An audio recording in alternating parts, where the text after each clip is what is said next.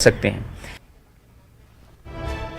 भोपाल से बड़ी खबर, ब्लैक फंगस से निपटने के लिए माहिरीन के साथ हुकाम की मीटिंग होगी। रियासत में बढ़ रहे ब्लैक फंगस के मामले। आपको बता दें कि मध्य प्रदेश में 100 से ज्यादा अफराद हैं ब्लैक फंगस के शिकार। यानी इस वक्त कोरोना वबा के बाद अब ब्लैक फंगस ने अपने पैर पसारे हैं और अब मध्य प्रदेश में 100 से ज्यादा अफराद ब्लैक फंगस से मुतासिर हुए हैं। तो चलिए सीधा रुख करते हैं अपने नुमाइंदे मेहताब आलम का। मेहताब आलम, ये बताइए कि पहले इस ब्लैक फंगस का जो इब्तिदा हुआ वो मुंबई में हुआ और अब होते होते फिर गुजरात और अब मध्य प्रदेश में हुआ, क्या कुछ तफसीलात है?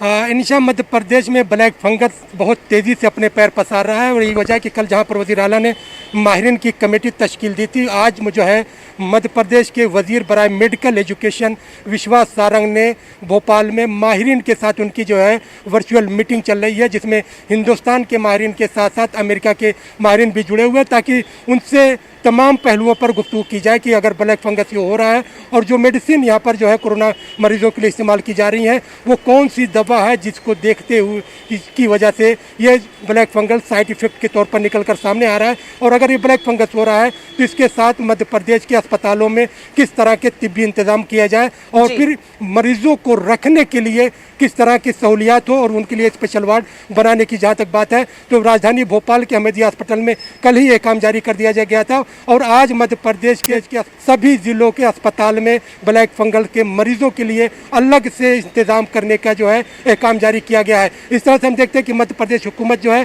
ब्लैक फंगस के मरीजों को लेकर बहुत ही संजीदा नजर आ रही है और जिस तरह से काम किया जा रहा है तो यकीनी तौर पर इसके मुस्बत नतीजे हमें देखने को मिलेंगे। बिल्कुल मेहताब, जैसे कि इस बीमारी को हम मोकस के नाम से भी जानी जाती है, हालांकि ये बीमारी जो है वेट सरफेसेस पे पाई जा रही है और माहिरीन का ये भी कहना है, क्योंकि तहकीकात हो रही है इस ताल्लुक से, अब माहिरीन का ये कहना है कि ये बीमारी उन लोगों को हो रही है जो पहले से कोरोना के शिकार हुए हैं। यानी इसमें जो भी स्टोरी टाइप्स जो एक मरीज का दूसरे मरीज को इस्तेमाल किया जाता है उसकी वजह से इस बीमारी का इंकिशाफ हुआ है।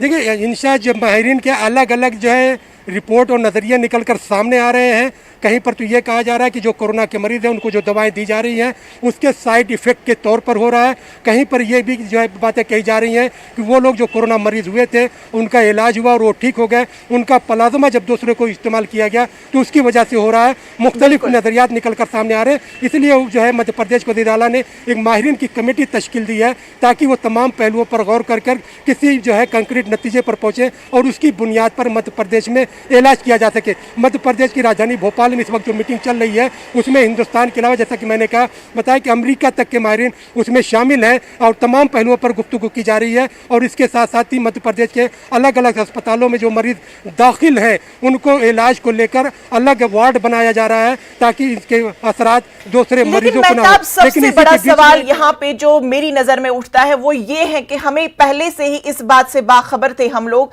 कि जैसे ही कोरोना मरीज हुआ करते थे उनके साथ जितनी भी चीजें इस्तेमाल हुआ करती थी वो किसी और मरीज को हम इस्तेमाल में नहीं ला सकते थे। तो ऐसे में डॉक्टरों की ये लापरवाही है, उन्होंने कैसे एक कोरोना मरीज की जो भी चीजें थी वो कैसे दूसरे मरीज के इस्तेमाल में लाई गई।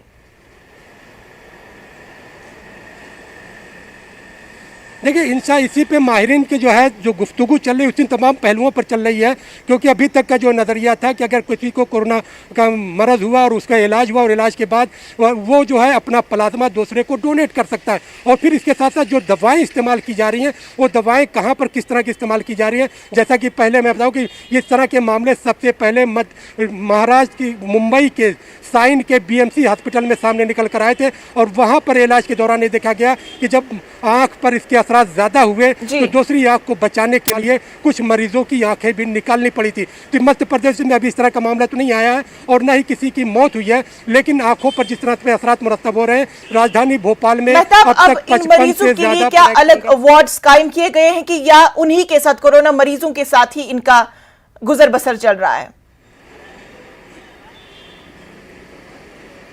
इंशा अभी तक तो ये कोरोना मरीजों के साथ ही दाखिल थे, लेकिन जब से इस मरज़ का इंकशाफ हुआ है तब से इनको अलग रखने की जो है काम किया जा रहा है। राजधानी भोपाल की, जैसा मैंने बताया, कि सबसे बड़ा अस्पताल हमीदिया अस्पताल है। यहाँ पर जो है मरीजों को रखने के लिए अलग से वार्ड बनाया गया है। इसी तरह से आज मध्य प्रदेश के वजीर बराए मेडिकल एजुकेशन विश्वास सारंग ने मध्य प्रदेश के सभी जिलों में के अस्पतालों में कुछ ब्लैक फंगस के मरीजों को अलग से रखने की हिदायत दी है, ताकि इसके वायरस दूसरे लोगों को मुंतकिल ना हो सके। और मैं इसी बीच बताऊं कि जहां मध्य प्रदेश में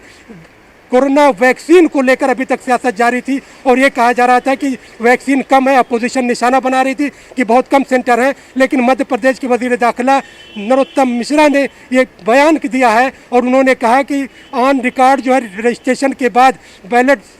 स्लॉट बुक करने के बाद भी सैकड़ों की तादाद में नौजवान सेंटर पर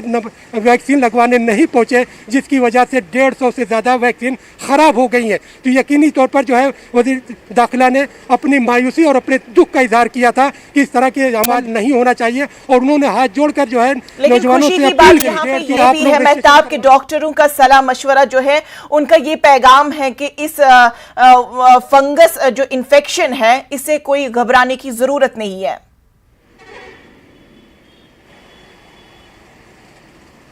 यकीनी तौर पर जो है देखिए, जो फंगल इन्फेक्शन है, मुकोरमाइकोसिस जिसे कहा जाता है तिब्बी इस्तिलाह में, इससे घबराने की ज़रूरत नहीं है। इसका इलाज मुमकिन है, लेकिन इसके लिए एहतियात की ज़रूरत है और इस एहतियात को लेकर अवामी बेदारी को भी फैलाने की ज़रूरत है। क्योंकि जिस तरह से कोरोना की वैक्सीनेशन को लेकर जहाँ पर नौजवानों में एक बड़ा जोश देखा जा रहा था, और वैसे में जब से फंगल इन्फेक्शन की, ब्लैक फंगल इन्फेक्शन की जिस तरह से खबरें आई हैं और नौजवानों का